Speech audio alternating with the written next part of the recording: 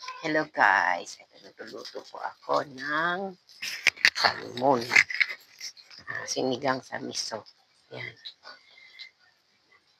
Ano na po tayo ng bawang, gisa,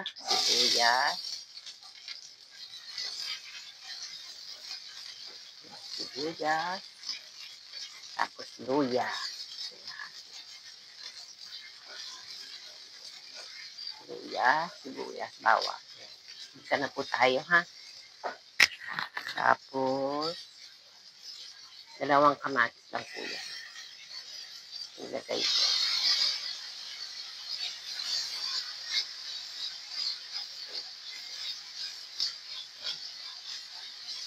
Lagay ko na rin po yung miso. 10 pesos lang po itong miso sa amin. Gisa lang po natin na gisa po siya ng maigi. Tapos, ito po yung ating salmon. Isa lang natin. Hindi ko na po siya pina-fry yung salmon. Igigisa ko na lang po siya rito.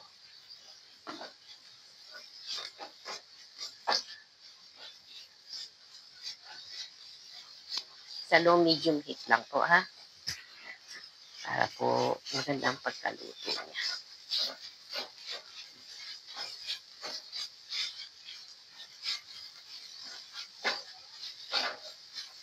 Lalagay ko na po ito.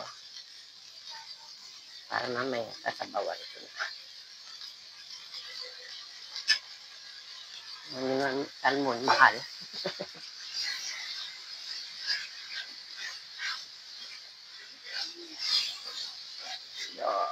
Isa lang ng konti. Saka natin lalagyan ng water.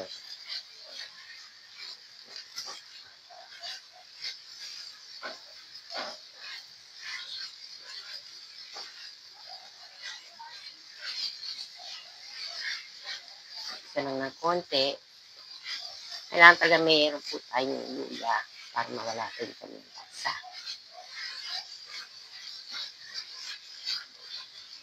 Lagyan na po natin siya ng water.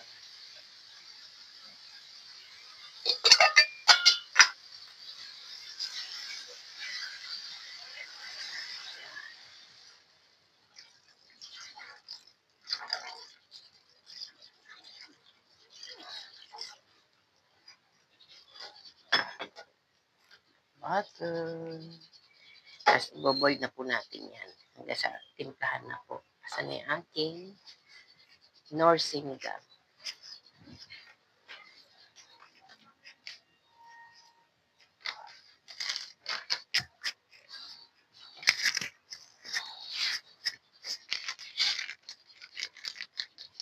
Tantahin muna natin paglalagay kasi baka umasim. Kalahati lang naman yung nailagay ko pa. Huwag niyo muna pong titimplahan ng patis or what kasi alam niyo naman yung ano po, mga Nor, mga sinigang sampalok may lasa na po siya. Timplado na. So, boiled lang po natin yan.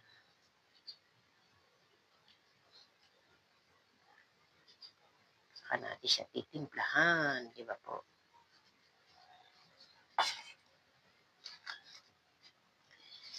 Kangkong po yung ilalagay ko ngayon kasi wala pong mabiling mustasa. Kaya kangkong muna po yung lalagay ko. Kangkong, tapos meron po isang sili.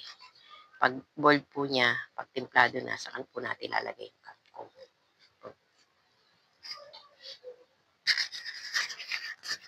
Luluto na naman po tayo ng ating pananghalian.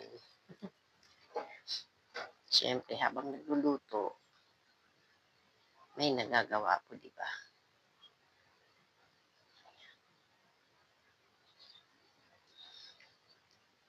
Wala pala yung ating salt.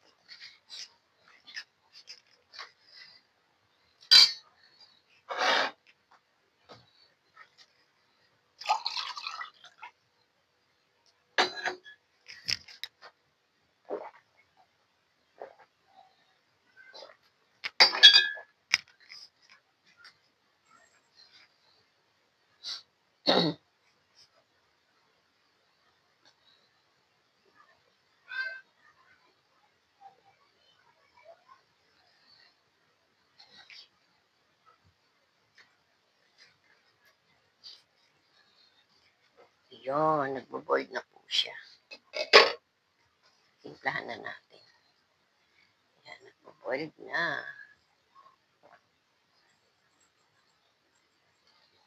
Kasi ating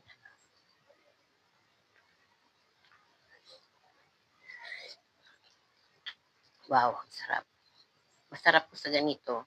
Medyo maasim yung ating sinigang na salmon.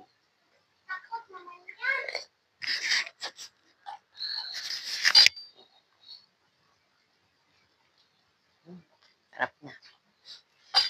Saka po natin ilalagay yung sili at kangkong.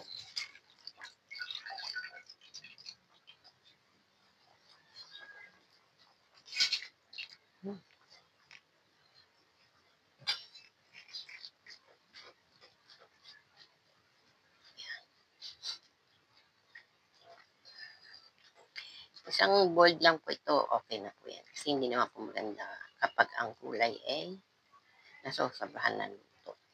Timplado na po siya. Kasi ayoko na po maglagay ng asin. Bali po, pag kumain ka na lang, meron kang patis. Kasi mahirap yung maalat naman. Tama na po yung tansyado mo na lang yung pagluluto.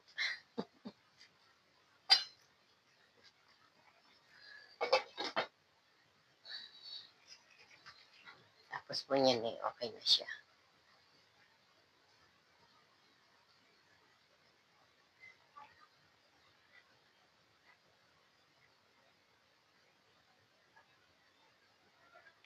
Enjoy lang po tayo sa araw-araw.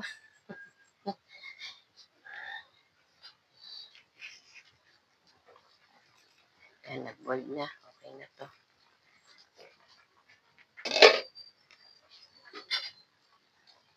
Yan. Kasi mamaya pag kumain ka eh, limitin na naman yung sabaw.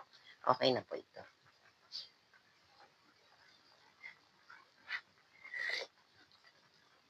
Sarap. Sarap. Lagyan ko lang ng konting salt.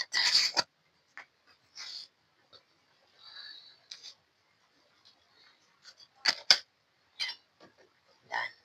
Nakaluto na po ako. Yan. Sinigang sa miso na salmon. Ito po ay kangkong kasi walang mabiling walang mabiling mustasa. Kaya trinay ko po yung kangkong ngayon. Gulay naman po, masustansya naman po yan.